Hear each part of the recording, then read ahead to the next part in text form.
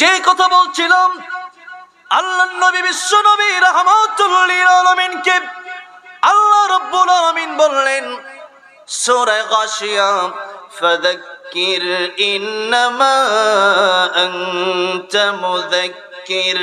ওগো নবীজি, মানুষকে আপনি কোরআন থেকে উপদেশ দেন, নসিহত করেন। এই মানুষগুলোকে আপনি যদি পিটান, মানুষ ভালো হবে না। আপনি শাসক নন, আপনি উপদেশদাতা। এটা কার কথা? আল্লাহর কথা। সূরা গাশিয়া, আল্লাহ রাব্বুল আলামিন বলবেন, ওগো নবীজি, আপনি মানুষকে উপদেশ দেন, নসিহত করেন। কারণ এই দুনিয়ার মানুষগুলোকে, পশুরূপী মানুষগুলোকে, একটা মানুষকে ফেরেশতার চেয়ে দামি বানাবার জন্য আল্লাহর কোরআনের উপদেশের বাইরে কিছুই হতে পারে না।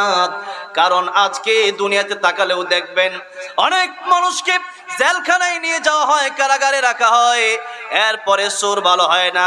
বরং এমন অসংখ্য দৃষ্টান্ত আমরা দেখেছি যে সুরকে জেলে নিয়ে যাওয়ার পরে সুর ডাকাত হয়ে বের হয়েছে। এরকম ঘটনা বাংলাদেশে আছে না নাই? এরকম ঘটনার অভাব নাই। কিন্তু বাংলাদেশে এরকম ঘটনাও আছে। আজ থেকে প্রায় 10-12 বছর আগে আমি এক চিল্লা দেওয়ার জন্য এক আমিরের সাথে টঙ্গীর ইজতেমার ময়দান থেকে গিয়েছিলাম সাতক্ষীরা দাওয়াতে তাবলীগের কাজ করার জন্য। দাওয়াতে তাবলীগ নিয়ে আজকে বাংলাদেশে ঝামেলা চলতেছে।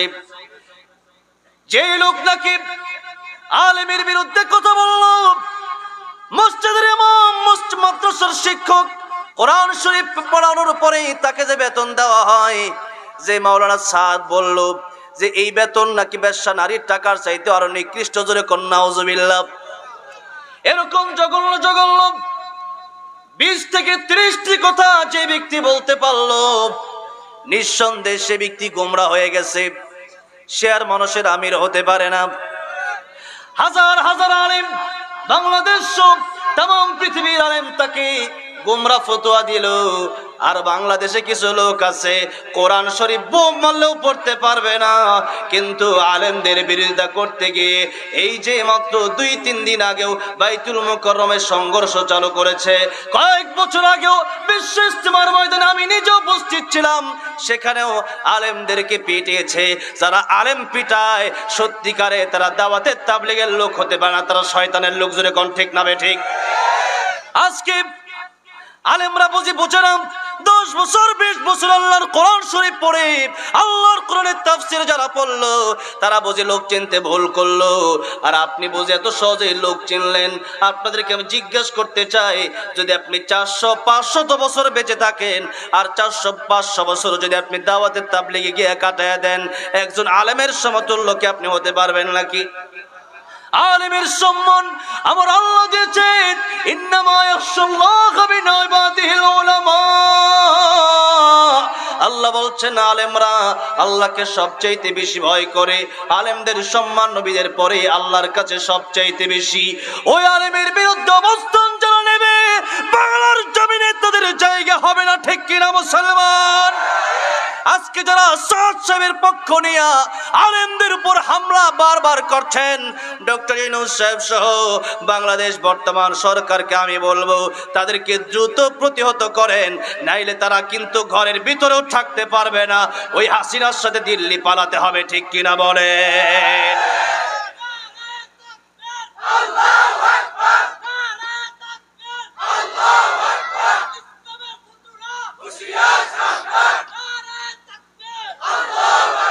আমার ভাইরা, আমার মুরব্বী মুজিরা, এই জন্য যে কোনো ব্যাপার আপনি নিজে নিজে সিদ্ধান্ত নিলে হবে না। আল্লাহর সিদ্ধান্তই বড় সিদ্ধান্ত। আলেম যে সিদ্ধান্ত নিবে ওটাই বড় সিদ্ধান্ত। আপনি যদি আজকে বলেন হুজুর ফজরের নামাজ, ফজরের ফরজ নামাজ 2 রাকাত, আজকে আমি 2 রাকাত না পড়ে 1 রাকাত বেশি পড়ি, আপনাদেরকে জিজ্ঞাসা করতে চাই ফজরের নামাজটা কি হবে? জোহরের নামাজ ফরজ নামাজ 4 রাকাত, আমি 4 রাকাত পড়বো না, আজকে 5 রাকাত পড়বো, আপনাদেরকে জিজ্ঞাসা করতে চাই নামাজটা কি হবে নাকি? মাগরিবেরটা 3 রাকাত 4 রাকাত পড়লে হবে? আল্লাহ যে গন্ডি দিয়েছিল ওই গন্ডির ভিতরে থাকতে হবে। আল্লাহ বলেছেন 2 রাকাত 2 রাকাতই পড়তে হবে, আল্লাহ বলেছেন 3 রাকাত 3 রাকাতই পড়তে হবে, আল্লাহ বলেছেন 4 রাকাত 4 রাকাতই পড়তে হবে। এবার আসুন, যেই কথা বলতেছিলাম, আমি দাওয়াতের তাবলীগে গেলাম, সেই সাতক্ষীরাতে এক চিল্লা দিতে গেলাম। আমি কয়েকদিন পর জিজ্ঞাসা করলাম আমিরের পরিচয় কি, আমিরের বাড়ি কোথায়? বলল টঙ্গী একটা এলাকায় আমিরের বাড়ি, সে আমতলী, টঙ্গী আমতলীতে, ঢাকার ওইদিকে। আমিরের পরিচয় জিজ্ঞাসা করতে আমাকে একজন বলল, এই আমিরের ব্যাপারে আপনি কি জানেন, আপনি কি চিনেন? আমি বললাম না, আমি তো চিনি না। বলল এই আমির আগে ডাকাতের লিডার ছিল, এখন এই আলেম তাবলীগে গিয়া আল্লাহর ওলি হয়ে গেছে। জোরে কোন সুবহানাল্লাহ। ফুজাইল ইবনে আয়াজ রাহমাতুল্লাহ আলাইহি গভীর রজনীতে গেলেন ডাকাতি করার জন্য। চিন্তা করলেন ডাকাতি তো আর আমি করি না। ফুজাইল ইবনে আয়াজ রাহমাতুল্লাহ আলাইহি, আমি বলতেছি তার মানে আল্লাহর ওলি ছিলেন তিনি। তিনি প্রাথমিকভাবে ডাকাতের লিডার ছিল। কি ছিল? ডাকাতের লিডার ছিলেন ফুজাইল ইবনে আয়াজ রাহমাতুল্লাহ আলাইহি। তার দলের লোকজনকে বলল, দলের লোকেরা সবাই যাও ডাকাতি করো, আজকে আমি আর ডাকাতি করব না, আজকে আমি জংলায় কোনো এক জায়গায় বসে রইল। হঠাৎ করে চিন্তা আসলো, ডাকাতি যদিও করি, এই টাইমটা, এই গভীর রজনীতে এমনি এমনি বসে না থেকে আল্লাহর জিকির করে একটু নামাজ পড়ে নেই। আগে ডাকাতও ভালো ছিল, এখন তো ডাকাতও ভালো না। ডাকাত চিন্তা করতেছে বসে থেকে লাভ কি, নামাজ পড়ি, কোন সুবহানাল্লাহ। সবাই কিছু ডাকাতি করার জন্য ফুজাইল ইবনে আয়াজ রাহমাতুল্লাহ আলাইহি নামাজে দাঁড়ায় গেলেন। নামাজে দাঁড়ায় যাওয়ার পর আরেক আল্লাহর বান্দা রাস্তা দিয়ে যায়। আল্লাহর বান্দা ভালো করে জানে এটা ডাকাতি এলাকা, এই এলাকা দিয়ে আমি যদি প্রবেশ করি আমার ফুজাইল ইবনে আয়াজ ধরবে। ফুজাইল ইবনে আয়াজের হাত থেকে বাঁচার জন্য আল্লাহর ওই বান্দা, তার সাথে স্বর্ণ মুদ্রা রয়েছে, জঙ্গলার ভিতরে ঢুকে গেল। যেই মাত্র দেখলো আল্লাহর একজন ওলি নামাজ পড়তেছে, আসলে কি ওলি না ডাকাতের সর্দার? ডাকাতের সর্দার। যেই মাত্র দেখলো নামাজ পড়তেছে, যাই নামাজ বিছায়া, চিন্তা করলো অবশ্যই জঙ্গলার মাঝখানে এত রাতে নামাজ পড়ে কি এটা আল্লাহর ওলি ছাড়া কিছু হবে না। আসলে তো ডাকাতের সর্দার ফুজাইল ইবনে আয়াজ। ঢুকে গেল জঙ্গলার ভিতরে, ডাক দিয়ে বলল, আল্লাহর ওলি, আজকের রাতটা আমি আপনার সাথে কাটাতে চাই, এই রাস্তা দিয়ে গেলে আমার ডাকাত ধরবে। ফুজাইল ইবনে আয়াজ বললেন, ঠিক আছে আমার সাথে কাটাও। হুজুর আমার কাছে কিছু স্বর্ণ মুদ্রা আছে, আপনার যাই নামাজের নিচে রেখে দেয়। বলো ঠিক আছে রেখে দাও। রেখে দেওয়া হলো। গভীর রজনীতে ফজরের আগ মুহূর্তে তাহাজ্জুদের সময় যখন হয়ে গেল,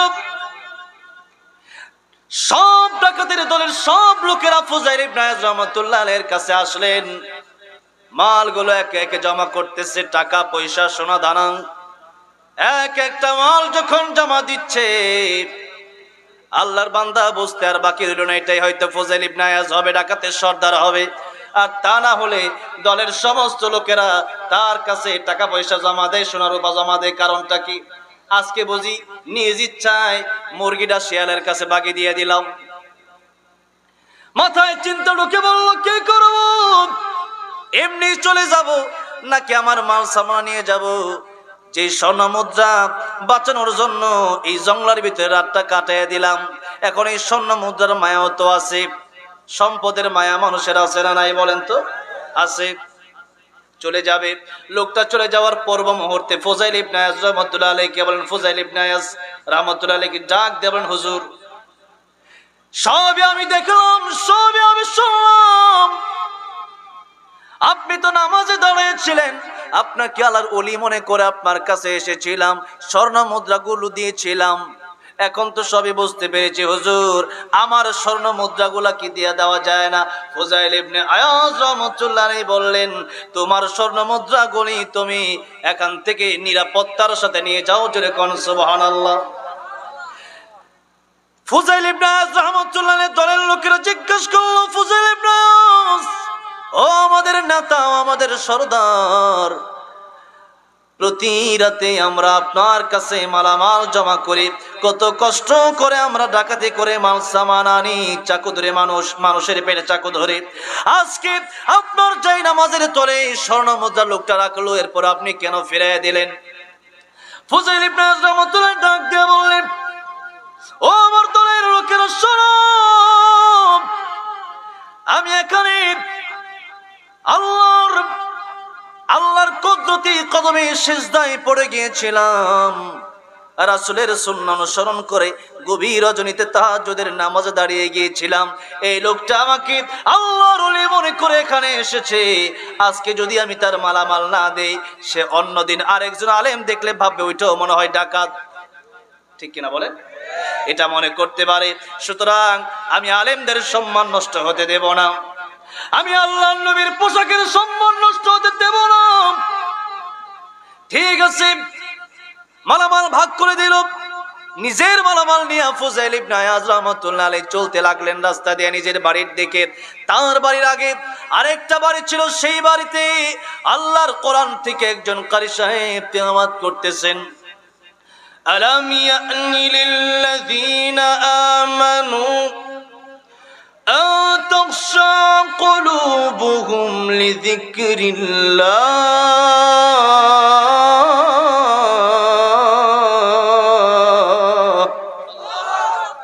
এখনো কি সময় হয় নাই?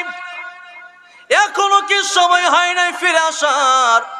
আর কত চুরি করবেন, আর কত ডাকাতি করবেন, আর কত মদ গাঁজা খাবেন, আর কত রাহাজানি করবেন, আর কত জিনা করবেন, আর কত ব্যভিচার করবেন, আর কত মানুষের হক মেরে খাবেন? মরতে কি হবে না?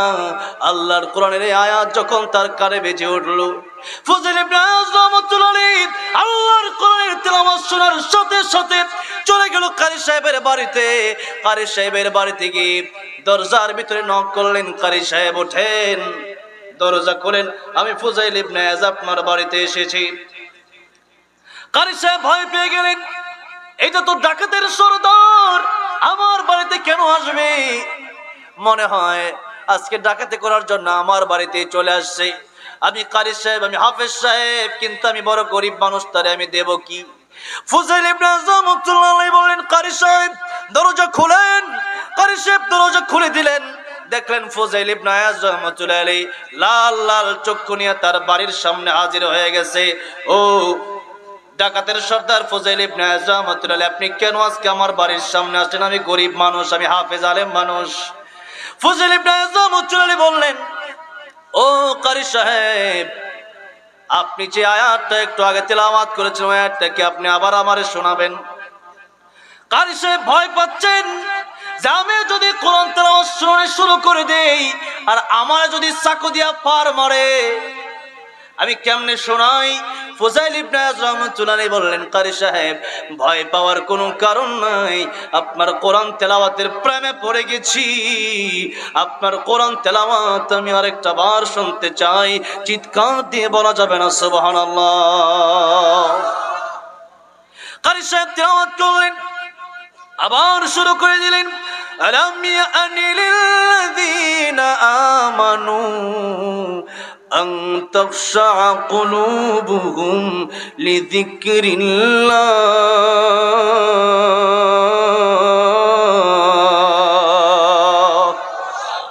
আল্লাহর কোরআনের তেলাওয়াত, একদিকে কারি সাহেব কোরআনের তেলাওয়াত করতেছেন, অপর দিকে কারি সাহেব তাকায় দেখতেছেন ডাকাতের সরদার ফুজাইল ইবনে আয়াজ রাহমাতুল্লাহ আলাইহির চোখ দিয়ে দর দর করে অশ্রু দ্বারা প্রবাহিত হচ্ছে। চিৎকার মেরে পড়েন সুবহানাল্লাহ। কারি সাহেব ডাক দিয়া বললেন, আপনি না ডাকাতের সরদার, এখন কাঁদেন কেন? ফুজাইল ইবনে আয়াজ বলল, কারি সাহেব আমি জীবনে বহু অন্যায় করেছি, জীবনের বেশিরভাগ সময় নষ্ট করে দিয়েছি, আমার তো ওই কবরের ভেতরে যেতে হবে। এত সম্পদ দিয়ে আমি কি করব? এত সম্পদ তো আমার দরকার নাই, এত সম্পদ নিয়ে তো আমি কবরে যেতে পারবো না, কারণ কাপড়ের কোনো পকেট নাই। আমি কবরের ভিতরে যখন যাব, মানুষের মান সামান নিয়ে আমি যাব না। দুনিয়াতে বাড়ি করলাম, গাড়ি করলাম, জমি করলাম, কিচ্ছুর অভাব নাই, কিন্তু কবরে যাওয়ার সময় আমার 3 টুকরা কাফনের কাপড় ছাড়া তো আর কিছুই আমার দেওয়া হবে না। এই সব সম্পদ তো মানুষ লুটে নেবে, মানুষ নিয়ে যাবে। সুতরাং আমি কার জন্য তো সম্পদ ডাকাতি করি, কার জন্য তো সম্পদের পাহাড় আমি গড়লাম? আজকে আপনার কোরআন তেলাওয়াত শুনে, আল্লাহর কোরআনের আয়াতটা শোনার কারণে আমার ভিতরে এই চিন্তা জাগ্রত হলো, যার কতদিন আমি বাঁচবো, এই সম্পদ আমি কার জন্য রেখে যাব? ওই কবরে তো আমার সাথে আমার মা যাবে না, ওই কবরে আমার সাথে আমার বাবা যাবে না, ওই কবরে আমার সাথে আমার ভাই যাবে না, ওই কবরে আমার সাথে আমার বোন যাবে না। দুনিয়ার কোন মানুষ আমার সাথে কবরে যাবে না। দুনিয়ার কোন মানুষ যদি আমার সাথে কবরে না যায়, সুদ খায় কার জন্য, ঘুষ খায় কার জন্য, হারাম খায় কার জন্য, চুরি করে কার জন্য, ডাকাতি করে কার জন্য? কবরের শাস্তি আমি একা বহন করব, আর তারা বসে বসে আনন্দ করব? হতে পারে না। হুজুর, আজকে আপনি যে কোরআনের আয়াত পড়েছেন, এখনো কি সময় হয় নাই? এখনো কি মৃত্যুর কথা স্মরণ হয় না? হুজুর, আপনার কোরআনের আয়াত শুনে আমার অন্তর পরিবর্তন হয়ে গেছে। আমার জেনে নিলেও আমার এই অন্তর পরিবর্তন হতো না। আল্লাহর কোরআনের আয়াত শুনে আমার অন্তর পরিবর্তন হয়ে গেছে। হুজুর, আমি আপনার হাতে হাত রাখলাম, এমন তওবা করলাম, আমি ফুজাইল ইবনে আয়াজ রাহমাতুল্লাহ আর জীবনে কোনোদিন বেঁচে থাকাকালীন আর ডাকাতি করব না। চিৎকার মেরে জোরে জোরে বলেন সুবহানাল্লাহ। এই যে ফুজাইল ইবনে আয়াজ রাহমাতুল্লাহ তওবা করলেন, এমন তওবা করলেন, তওবা করার মতো তওবা করলেন। অবশেষে ফুজাইল ইবনে আয়াজ রাহমাতুল্লাহ যুগের শ্রেষ্ঠ ওলি হয়ে কবরে গেলেন। জোরে কোন সুবহানাল্লাহ। আপনি তো সারা জীবন ডাকাতি করেন নাই, আপনি তো সারা জীবন চুরি করেন নাই, আপনার জীবনে তো এমন গুনাহ নাই যে লাশের সাথে আপনি জিনা করেছেন। অথচ নবীর কাছে এমনও মানুষ আসলেন যে, ইয়া রাসূলুল্লাহ, ইয়া হাবিবাল্লাহ, আমি লাশের সাথে জিনা করে ফেলেছি কাফনের কাপড় চুরি করতে গিয়া। এই আরবে যাদেরকে কবর দেওয়া হয়, আমি গরিব মানুষ, সাধারণত কোনো চাকরি নাই, কাজকর্ম আমার নাই, কাফনের কাপড় শুধু আমি চুরি করি। ইয়া রাসূলুল্লাহ, ইয়া হাবিবাল্লাহ, আমি তো এমন ভুল করে ফেলেছি, আমি গতকালকেও যখন কাফনের কাপড় চুরি করতে গেলাম, আমার শয়তান ধোঁকা দিয়ে বলল, এই যে কবরের ভিতরে তুমি প্রতিদিন কাফনের কাপড় চুরি করো, আজকে এমন একজনের কাফনের কাপড় তুমি চুরি করতে আসছো, এই এলাকার সবচেয়ে সুন্দরী মেয়েটাকে এখানে আজকে দাফন করে দেওয়া হয়েছে, একটু কি তোমার দেখতে মনে চায় না? তার সাথে একটু কি তোমার জিনা করতে মনে চায় না? ইয়া রাসূলুল্লাহ, ইয়া হাবিবাল্লাহ, আমি কবরের ভিতরে যেই মাত্র তাকালাম, তাকায়া ওই মৃত নারীকে দেখে আমি পাগল হয়ে গেলাম। ইয়া রাসূলুল্লাহ, ইয়া হাবিবাল্লাহ, আমার শাহওয়াতকে আমি আর কন্ট্রোল করতে পারলাম না, এই মৃত লাশের সাথে আমি জিনা করলাম। নবীজি তারা বের করে দিলেন, নবীজি বের করে দিলেন ঠিক, কিন্তু আল্লাহ রাব্বুল আলামিন ডাক দিয়ে বললেন, ইয়া রাসূলুল্লাহ, ইয়া হাবিবাল্লাহ, আমার বন্ধু, আমার হাবিব, আপনি যে তারে বের করে দিলেন, বলেন তো রিজিকের মালিক কে? জিবরাইল আলাইহিস সালাম এই কথাটা নবীকে জিজ্ঞাসা করেন, রিজিকের মালিক কে? নবী কয় আল্লাহ। ইয়া রাসূলুল্লাহ, মানুষগুলো সৃষ্টি করলো কে? নবীজি বলেন আমার আল্লাহ। ইয়া রাসূলুল্লাহ, ক্ষমা করার মালিক আপনি না আমার আল্লাহ? এবার নবী বলেন ক্ষমা করার মালিক আমার আল্লাহ। এবার জিবরাইল ডাক দিয়ে বলেন, ইয়া রাসূলুল্লাহ, ইয়া হাবিবাল্লাহ, মানুষের গুনাহ যদি সাগর পরিমাণ হয়, আমার আল্লাহর দয়া মায়া তার চাইতে কোটি কোটি গুণ বেশি। সুতরাং ওই ব্যক্তি লাশের সাথে জিনা করতে পারে, আমার আল্লাহ রাব্বুল আলামিন তার তওবা কবুল করে নিয়েছে। এমন কাঁদলেন, দিন যায় রাত যায়, চোখ থেকে পানি বের হয়, রক্ত বের হয়, এখনো আল্লাহ রাব্বুল আলামিনের দরবার ছাড়ে না। গভীর রজনীতে পাহাড়ের চূড়ায় উঠে কান্দে, আয় আল্লাহ তাআলা ইয়া রহমান রাহিমিন, তুমি রহমান, আমি নাফরমান, আমি গুনাহগার, তোমার নাম গফফার। আয় আল্লাহ রাব্বুল আলামিন, তুমি যদি আমার মাফ না করো, যাওয়ার মতো কোনো জায়গা আমার নাই। এরকম ভাবে কাঁদার কারণে আমার আল্লাহ রাব্বুল আলামিন চোখের পানি সইতে পারেন না। আমার আল্লাহ রাব্বুল আলামিন তার তওবা এমন ভাবে কবুল করেছেন, আমার আল্লাহ রাব্বুল আলামিন তাকে মাফ করে তাকে জান্নাতের ঘোষণা দিয়েছেন। জোরে কোন সুবহানাল্লাহ। এত বড় বড় গুনাহ যদি তারা করতে পারে, আর এই গুনাহ যদি মাফ হয় আল্লাহর কোরআনের রাসূলের কারণে, আজকে একদিন আল্লাহর কোরআনের বয়ান শোনার কারণে আমার আপনার কপালে আমার আল্লাহ রাব্বুল আলামিন জান্নাত লিখে দিতে পারেন কি পারেন না? জোরে বলেন। এবার আসেন সূরা কাফির শেষে আল্লাহ রাব্বুল আলামিন বলছেন, ফামান কানা ইয়ারজু লিকা রাব্বিহি ফালইআমাল আমালান সালিহা ওয়া লা ইউশরিক বিইবাদাতি রাব্বিহি আহাদা। ও দুনিয়ার মানুষেরা, যদি তোমরা আমি আল্লাহর জান্নাতে আসতে চাও, যদি তোমরা আমি আল্লাহর সাথে দেখা করতে চাও, আমরা সবাই আল্লাহর সাথে দেখা করতে চাই কি চাই না? আল্লাহ কত সুন্দর। এই দুনিয়ার মানুষ একজন আরেকজনের প্রেমে পাগল হয়ে যদি মানুষ আত্মহত্যা করতে পারে, এবার আপনাদেরকে জিজ্ঞাসা করতে চাই, দুনিয়ার মানুষের প্রেমে পাগল হওয়া দরকার না? এত সুন্দর মানুষ যিনি সৃষ্টি করলেন, আমার সেই আল্লাহর প্রেমে পাগল হওয়া দরকার আছে না নাই? ইব্রাহিম আলাইহিস সালাম পাগল তো হয়েছিলেন সেই আল্লাহর প্রেমে, আগুনের ভিতরে নমরুদ ফেলে দেবে। তারপরে জিবরাইল আসলেন, ডেকে বললেন, পয়গম্বর ইব্রাহিম খলিলুল্লাহ, আপনি আমারে বলেন আগুন থেকে আপনারা আমি বাঁচায় দেই। ইব্রাহিম আলাইহিস সালাম ডাক দিয়া বলেন, এ জিবরাইল, আগুন থেকে তুমি আমারে কেন বাঁচাবা? আমার আল্লাহ কি অন্ধ নাকি? আমার আল্লাহ কি দেখে না? আর যদি আমার আল্লাহ আমারে দেখে, আর আমি আগুনে জ্বলার কারণে, আমি ইব্রাহিম আগুনে পুরার কারণে আমার আল্লাহ যদি খুশি হয়, আমি ইব্রাহিম একবার নয় দুইবার নয়, আমি ইব্রাহিম 1000 বার আগুনের ভিতরে জ্বলতে রাজি আছি। কোন সুবহানাল্লাহ।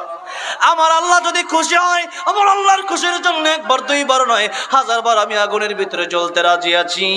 আমার আল্লাহ কয়, আমার ইব্রাহিম পাস ও আগুন রে, ইয়া নারু কুনি বারদাও ওয়া সালামান আলা ইব্রাহিম, আগুন রে আমার ইব্রাহিমের জন্য তুমি আরামদায়ক হয়ে যাও। শেষ বয়সে পয়গম্বর ইব্রাহিম যখন এই পৃথিবী থেকে চলে যাবেন, তখন মানুষের সাথে আলোচনা করতেন, দুনিয়ার মানুষেরা শোনো, এই দুনিয়াতে যত জায়গা আমি দেখেছি, যত জায়গায় আমি ছিলাম রে, আগুনের ভিতরে 40টা দিন আমি ছিলাম। 40 দিন যে শান্তিতে আমি ছিলাম, আমি পয়গম্বর ইব্রাহিম এত শান্তিতে দুনিয়ার আর কোথাও ছিলাম না। জোরে জোরে বলা যাবে না সুবহানাল্লাহ। আমার আল্লাহ পয়গম্বর ইব্রাহিম আলাইহিস সালাম আগুনকে ফুল বাগিচা বানিয়ে দিলেন। আপনাদেরকে আমি জিজ্ঞাসা করতে চাই, ওই আল্লাহর প্রেমে যদি আমরা এখনো পাগল হতে পারি, আমার আল্লাহ রাব্বুল আলামিন কি আমাদের জন্য আগুনকে ফুলের বাগান বানাইতে পারে কি পারে না?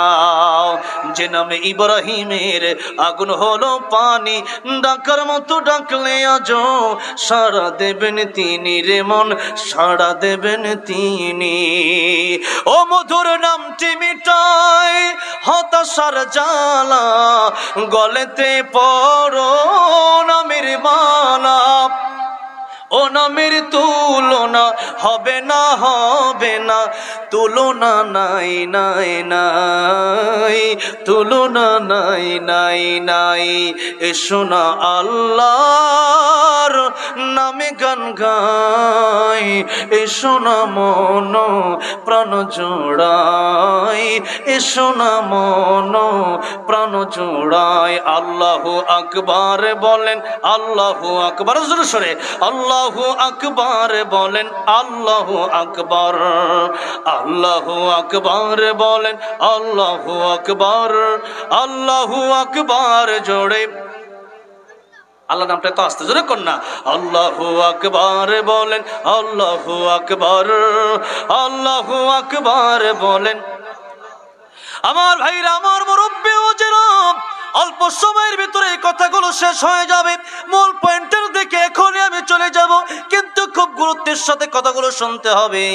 আল্লাহ রাব্বুল আলামিন বলেন, যারা আমারে ভালোবাসে তারা আমি আল্লাহর সাথে দেখা করতে চাই। তোমরাও যদি চাও আমি আল্লাহর সাথে দেখা করব, তাহলে আমি আল্লাহর সাথে দেখা করা তোমাদের সম্ভব হয়ে যাবে। আমি আল্লাহ রাব্বুল আলামিনের সাথে দেখা করতে হলে জান্নাতে আসতে হবে আগে। জান্নাতে যারা যাবে আমার আল্লাহ রাব্বুল আলামিন তাদের সাথে দেখা দিয়ে দিবেন। কোন সুবহানাল্লাহ। জান্নাতীদেরকে আল্লাহ জিজ্ঞাসা করবেন, জান্নাতীরা তোমাদের কি কোনো কিছু চাওয়ার পর বাকি আছে নাকি জান্নাতে আসার পরে? জান্নাতীরা বলবে, সাধারণ জান্নাতীরা বলবে, আল্লাহ তাআলা কোরআনে যা যা বর্ণনা করেছিলেন তার চাইতে 97 গুণ বেশি পেয়েছি।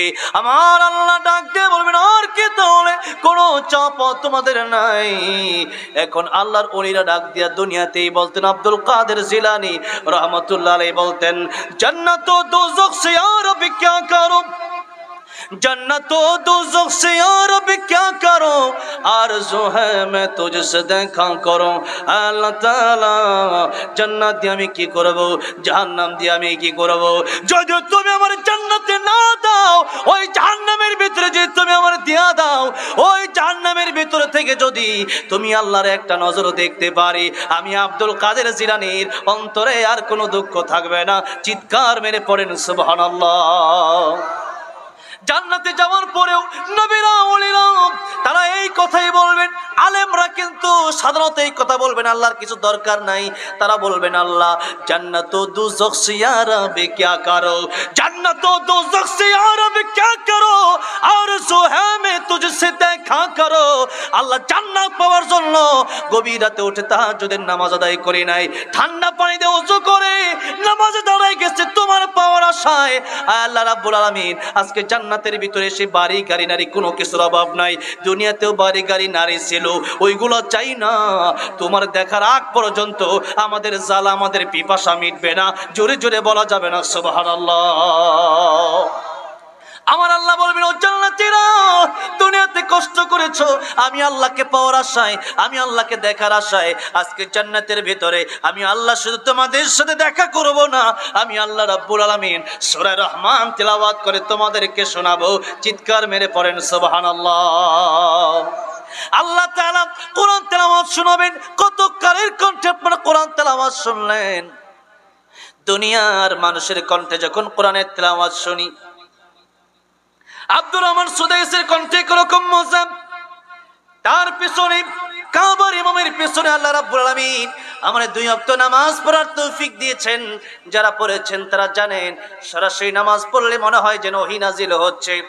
শাইখ সুরাইমের তিলাওয়াতে আরেক মজা, কারি মাহমুদ সাহেবের তিলাওয়াতে আরেক মজা, শেখ আইয়ুবের তিলাওয়াতে আরেক মজা, মাহমুদ খলিল হোসেনের সুরে আরেক মজা, শেখ মাশারির সুরে আরেক মজা। এত মজার কোরআন তিলাওয়াত। দুনিয়াতে কত গান রয়েছে, 1 বছর 2 বছর 3 বছর পর আর গান চলে না। আল্লাহর কোরআনের সূরা ফাতিহা প্রতি রাকাত নামাজে আজও পড়ছি শুনছি, কিন্তু আল্লাহর কোরআনের মজা কি আজও পর্যন্ত শেষ হয়েছে নাকি? এখনো কেউ কোনোদিন বলে না, ইমাম সাহেব নামাজের ভিতরে আর সূরা ফাতিহা তেলাওয়াত করবেন না, হুজুর আগামীকাল থেকে অন্য সূরা দিয়ে নামাজ পড়াবেন, বরং না, সূরা ফাতিহা তেলাওয়াত না করলে নামাজই হবে না। সুতরাং আল্লাহর কোরআন এটা একটা মুজিজা, জিন্দেগিতে কোনোদিন তার মজা শেষ হবে না। যতই পড়ি ততই মজা লাগে। আল্লাহ রাব্বুল আমিন জান্নাতের ভিতরে তার বান্দাদের সাথে দেখা করবেন। এবার আসেন শেষ কথা। আল্লাহ রাব্বুল আমিন বললেন, ও দুনিয়ার মানুষেরা, যদি তোমরা আমি আল্লাহকে দেখতে চাও তাহলে তোমরা 2টা কাজ করো।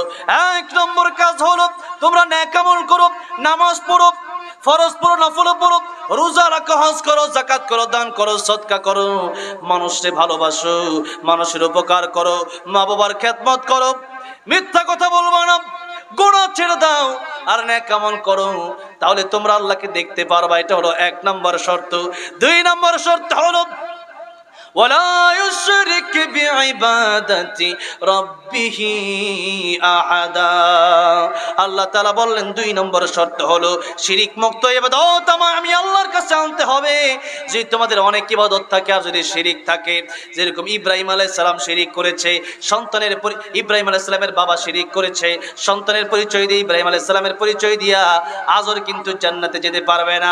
নূহ আলাইহিস সালামের শিরিক কেন শিরিক করেছে, বাবার পরিচয় দিয়ে জান্নাতে যেতে পারবে না, নবীর পরিচয় দিয়া আমার নবীর চাচা আবু তালিব জান্নাতে যেতে পারবে না। সুতরাং নিজের ভিতরে ঈমান না থাকলে পরে কারো সুপারিশ মঞ্জুর হবে না। হাদিস শরীফের ভিতরে এসেছে, হাদিস শরীফের ভিতরে এসেছে কিয়ামতের ময়দানে পয়গম্বর ইব্রাহিম আলাইহিস সালাম তাকে দেখবেন তার বাবাকে শিকল দিয়ে বেঁধে জাহান্নামের দিকে নিয়ে যাওয়া হয়। এমনি আল্লাহকে ডাক দিয়ে বলবেন, আল্লাহ আমার বাবাকে শিকল দিয়ে বেঁধে জাহান্নামের দিকে নিয়ে যাওয়া হয়, আমি ইব্রাহিম পয়গম্বর কেমনে সহ্য করব? আমার তো বাবা যতই খারাপ হোক না কেন, বাবা তো বাবাই, বাবার জন্য একটা মায়া, বাবা মার জন্য মায়া আছে না নাই? জোরে কোন। বাবা যেমনই হোক না কেন, ইব্রাহিম আলাইহিস সালাম যেই মাত্র আল্লাহকে বলবেন, আল্লাহ বলবেন, আমার খলিল আপনি নিচের দিকে তাকান, আপনি নিচের দিকে তাকায় দেখেন এবার আপনার বাবা আছে না নাই? পয়গম্বর ইব্রাহিম নিচের দিকে তাকাবে, তাকায় দেখবে তার বাবার আর দেখা যায় না, এখন দেখা যায় একটা শূকর দেখা যায়। এই শূকরকে আল্লাহ জাহান্নামের দিকে নিয়ে যাবেন। আল্লাহ বলবেন, পয়গম্বর ইব্রাহিম আপনি আমার বন্ধু, আপনার অপমান করব না, কিন্তু যেটা আপনার বাবা মুশরিক আযর, এই জন্য আপনার বাবাকেও ছাড় দেওয়া হবে না, জান্নাতে কেউ বাঁচাতে পারবে না, নবীর সুপারিশ মঞ্জুর হবে না। ও মুসলমান, আজকে আমরা বসে আছি, আমার নবী আমার সুপারিশ করবে, এরপরে অন্তরের ভিতরে নাফাকি নিয়ে বসে আছি, অন্তরের ভিতরে শিরিক নিয়ে বসে আছি। আজকে অন্তরের ভিতরে আমাদের শিরিক আছে, কিন্তু কোনটা শিরিক, কোনটা বেদাত, কোনটা মুনাফিকি এটা আমরা জানি না। জানার জন্য সর্বপ্রথম আল্লাহর কোরআন আপনাকে শিখতে হবে। কষ্ট হচ্ছে আপনাদের? কষ্ট হচ্ছে? তাকবীর, লিল্লাহি তাকবীর, লিল্লাহি তাকবীর। আল কোরআনের আলো, কোরআন সুন্নাহ যেখানে, জোরে সরে লিল্লাহি তাকবীর। আমার ভাইরা, আমার মুরব্বি মজিরা, 5 থেকে 10 মিনিটের ভিতরে আলোচনা শেষ করে দেব। আমার অত্যন্ত প্রিয় ভাই গোলাম রব্বানী যুক্তিবাদী সাহেব আসবেন। তবে আজকের মাইক খুব ভালো, শ্রোতাও খুব ভালো, আলহামদুলিল্লাহ। এই তো বছরের প্রথমে এত সুন্দর শ্রোতাও আমি পেলাম, কোনো উঠাউঠি নাই। বেশি দূরে যাব না, কালকে আমার জামালপুরে প্রোগ্রাম, সারা রাত বললেও কোনো সমস্যা নাই, কিন্তু মেহমানকে কষ্ট দেওয়াও ঠিক না। এই জন্য যেই কথা বলতেছিলাম, আজকে আমরা শিরিক করতেছি। শিরিক কারে বলে তাও আমাদের জানা নাই। শিরিক কারে বলে, নাফাকি কারে বলে, বেদাত কারে বলে, এই বিষয়গুলো যদি আমরা না জানি তাহলে আমরা মানবো কেমনে? জানার জন্য সর্বপ্রথম আল্লাহর কোরআনের শিক্ষার দরকার আছে না নাই? আল্লাহর কোরআন আজকে আমরা শিখি না। আমার প্রায় ওয়াজ মাহফিলেই, প্রায় তাফসীরুল কোরআন মাহফিলে এই কথা থাকে, আল্লাহর কোরআন আপনি শিখেন। আল্লাহর কোরআন যদি না শিখেন, নামাজ ভঙ্গের কারণ কয়টা? জোরে বলেন। হ্যাঁ, নামাজ ভঙ্গের কারণ 19টা। এখন যদি আপনাদেরকে জিজ্ঞাসা করা হয় নামাজ ভঙ্গের 19টা কারণ, প্রথম কারণটা কি বলেন দেখি সবাই? নামাজে অশুদ্ধ পড়া, কোরআন শরীফ অশুদ্ধ পড়া। এই নামাজে কোরআন শরীফ যদি আপনি অশুদ্ধ পড়েন, আল্লাহ নারাজ হয়ে যায়। আজকে যদি আপনার নাম আমার নাম কেউ ভেঙ্গায়, মনে করেন আপনার নাম জসিম, কেউ আপনাকে বললো জসিম মা, রাগ করবেন না? আপনি রাগ তো করবেন। আপনার নাম রুবেল, কেউ বললো কি রুবেল্লা কই যাস, কি আমার নাম রুবেল, তুই রুবেল্লা কসকে লিগা, জোরে কোন ঠিক না? ঠিক। আপনার নামের সাথে যদি একটা আকার বেশ কম হয়, আপনার যদি মেজাজ গরম হয়, আমার আল্লাহর কালামের চাইতে বড় কথা কি আমাদের নাকি? আমার আল্লাহর কালাম, সেই কোরআন কিয়ামতের ময়দানে এক একটা ব্যক্তির জন্য আল্লাহর সামনে যারা শুরু করে দিবে, যারা কোরআন তেলাওয়াত করবে, রাতের বেলা যারা সূরা মুলুক তেলাওয়াত করবে, 5 ওয়াক্ত ফরজ নামাজের পর যারা আয়াতুল কুরসি তেলাওয়াত করবে, কিয়ামতের কঠিন ময়দানে আল্লাহর কোরআন তার সামনে দাঁড়ায় যাবে। আল্লাহ রাব্বুল আমিন যখন বলবেন বান্দাটা জাহান্নামে চলে যাবে, কোরআন গিয়া বলবে, আল্লাহ তারা জাহান্নামে দেওয়ার আগে আমার কথা শুনেন। আল্লাহ বলবেন, ও কোরআন তুমি কি বলতে চাও? কোরআন ডাক দিয়ে বলবেন, আল্লাহ তাআলা এই ব্যক্তিটা আমারে ভালোবাসছে। শুধুমাত্র তাফসিরে মাযহারি লিখেছেন যিনি আল্লামা কাজী সানাউল্লাহ পানিপতি রাহমাতুল্লাহ আলাইহি, তিনি এই ঘটনা উল্লেখ করেছেন। একজন মানুষ কোরআন পড়তে পারতো না, শুধুমাত্র আল্লাহর কোরআন বুকে লাগাইতো, আর প্রত্যেকটা লাইনে লাইনে আঙ্গুর ঘোরায়া ঘোরায়া চোখের পানি ছেড়ে ছেড়ে দিয়ে কাঁদতো, আর বলতো এ আল্লাহ কা কালাম হ্যায়, এ মাওলা কা বাত হ্যায়, আল্লাহ তাআলা এটা তোমার কালাম, এটা আল্লাহর কোরআন, আমি বিশ্বাস করি আল্লাহ গো, আমি পড়তে পারি না। ভারতের একটা ঘটনা উল্লেখ করেছেন তিনি, যে ভারতের মানুষ, সেখানে বেশিরভাগ হিন্দু মানুষ, ভারতের বর্ডারে ঢুকলেই তো ভারতের বর্ডার তো এখান থেকে কাছে। আমি তো অনেকবার ভারতে আলোচনা করার জন্য, ওয়াজ করার জন্য গিয়েছি। সেখানে ঢুকলেই দেখবেন শুধু মূর্তি একটা পড়ে রয়েছে, একটা খাড়া রয়েছে, একটা হত্যা রয়েছে, এত মূর্তি। মুসলমানরা আমাকে দাওয়াত করলো, যেখানে ওয়াজ করব সেখানেই দেখি পাশে আরেক মূর্তি। আমি বললাম এখানে অবস্থা কেন?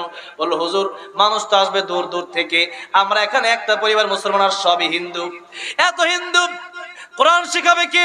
আজকে আমরা মুসলিম দেশে বাংলাদেশে জন্মগ্রহণ করেছি, এই তো মাদ্রাসা এখানে আছে। কত মাদ্রাসা আমাদের দেশে অভাব নাই, লক্ষ লক্ষ মাদ্রাসা আমাদের দেশে আছে। এরপরেও যদি আল্লাহর কোরআন আপনি না শিখেন, শিরিক করে বলে তা যদি আপনি না জেনে ওই কবরে যদি আপনি যান, তাহলে বলেন তো আপনি যদি আল্লাহরে বলেন আমি জানি না, আল্লাহ যদি আপনারে জিজ্ঞাসা করে তুমি আল্লাহর কোরআন শিখো না, আল্লাহর কোরআন পড়ো না, শিরিক করে বলো ওইটা জানো না, কিন্তু বিয়ে কেমনে করতে হবে ওইটা জানো, ডাক্তার কেমনে হতে হবে ওইটা জানো, ইঞ্জিনিয়ার কেমনে হতে হবে ওইটা জানো, খাবার কেমনে খাইতে হবে ওইটা জানো, সব জানলা কিন্তু আল্লাহর কোরআন শিখলা না। তাহলে আজকে তুমি সব জানলা, আল্লাহর কোরআন কেন জানার ইচ্ছা করলা না? এই প্রশ্ন যদি আমার আল্লাহ করে উপায় কিন্তু থাকবে না। এই জন্য আপনাদের সবাইকে বলি, এখনো যেহেতু বেঁচে আছেন, মাদ্রাসাও যেহেতু আছে, নবী বলেন কোন আলিমান আও মুতাআল্লিমান আও মুআইনান আও মুহিব্বান লা তাকুন খামিসান ফাতাহালিক। ও আমার উম্মতেরা, হয়তো আলেম হয়ে যাও, নয়তো আলেমের ছাত্র হয়ে যাও, আর নয়তো তাও যদি না পারো, এই আলেম হইতে গেলে অনেকের টাকা পয়সা থাকে না, অনেক গরিব মানুষ থাকে যাদের টাকা পয়সা নাই, সন্তানটা লজিন খায়, তার টাকা পয়সা নাই। একটা বাবা মা গরিব, তার সন্তানকে মাদ্রাসায় দিছে, দিন মজুর, ভ্যান চালক, রিক্সা চালক, তোমার কাছে টাকা পয়সা আছে, তুমি তার কিছু টাকা পয়সা দাও। এবার আরেকটা হাদিস শরীফের কথা বলছি, আল্লাহর নবী অন্য হাদিস শরীফের ভিতরে বললেন ইদা মাতাল ইনসান মানুষের মৃত্যুর পরে মানুষের সব আমল বন্ধ হয়ে যায়, তিনটা আমল বাকি থাকে। একটা আমলের নাম হলো সদকায়ে জারিয়া। এই সদকায়ে জারিয়া যদি মানুষ করে যেতে পারে, মানুষের মরণের পরে মানুষের আমল বন্ধ হয়ে যাবে। মানুষের মরণের পরে নামাজ আর পড়তে পারবে না, রোজা রাখতে পারবে না, হজ আর করতে পারবে না, যাকাত আর দিতে পারবে না। কিন্তু এই মানুষটা যদি আল্লাহর কোরআনের জন্য এই মাদ্রাসাতে 10টা টাকা, 20টা টাকা, 500 টাকা, 10টা হাজার, 20টা হাজার টাকা দেওয়া যায়, তাহলে এই মানুষটার কবরে ওই যে বাচ্চাটা আলেম হয়ে গেল, হাফেজ হয়ে গেল, এই হাফেজ আলেম নিজে কোরআন শিখলো, নামাজি হয়ে গেল, এই সন্তানটা আরেকটা মাদ্রাসায় আরো 50 জন ছাত্রকে হাফেজ আলেম বানাইলো, ওই 50 জন আরো 500 মানুষকে হাফেজ আলেম বানাইলো, ওই 500 জন আরো 50,000 মানুষকে হাফেজ আলেম বানাইলো। সবার সওয়াব, ওই যে আপনি 500 টাকা দিয়েছিলেন মাদ্রাসায়, ওই 500 টাকা দেওয়ার কারণে সবার সওয়াব আল্লাহ আপনার কবরে পৌঁছায় দিবে। বলেন সুবহানাল্লাহ। এবার আসেন, শিরকের কিছু কথা আছে, আমি আপনাদেরকে পরে বলবো। এবার আপনাদেরকে জিজ্ঞাসা করতে চাই, আজকে আমরা সবাই কি আলেম হতে পারছি নাকি? আলেমের ছাত্র সবাই হতে পারে নাই। নবীজি বললেন 4টার বাইরে যাও না।